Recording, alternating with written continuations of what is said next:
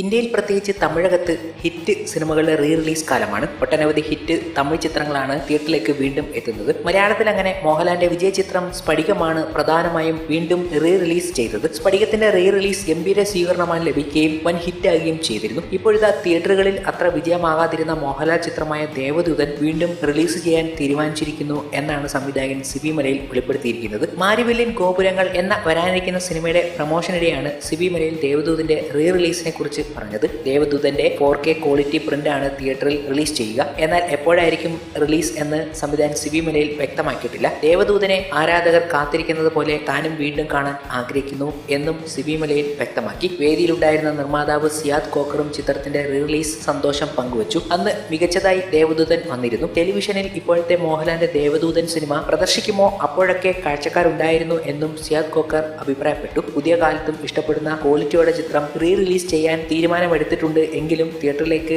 ജനം ആകർഷിക്കപ്പെടുമോ എന്നതിൽ വ്യക്തമാകും വരെ വ്യാപകമായി എത്തിക്കാൻ ഒരു പദ്ധതിയുമില്ലെന്നും സിയാദ് കോക്കർ വെളിപ്പെടുത്തി. ദേവദൂതൻ 2000-ലാണ് പ്രദർശനത്തിന് എത്തിയത്. മോഹൻലാൽ വിശാൽ കൃഷ്ണമൂർത്തിയായ ചിത്രം സംവിധാനം ചെയ്തത് സിബി മലയിലും നിർമ്മിച്ചത് സിയാദ് കോക്കറും തിരക്കഥ എഴുതിയത് രഘുനാഥ് പലേരിയുമാണ്. ജയപ്രദയും ഒരു പ്രധാന വേഷത്തിൽ ഈ ചിത്രത്തിലെത്തി. സന്തോഷ് ഡി തുണ്ടിയിലായിരുന്നു ഛായാഗ്രഹണം. ആ കൊല്ലം കേരള സംസ്ഥാന ചലച്ചിത്ര അവാർഡിൽ ദേവദൂതൻ കലാമൂല്യവും ജനപ്രിയവുമായ മികച്ച ചിത്രമായപ്പോൾ വിദ്യാസാഗർ മികച്ച സംഗീത സംവിധായകനാകുകയും എ സതീശൻ മികച്ച കോസ്റ്റ്യൂം ഡിസൈനറാകുകയും ചെയ്തു.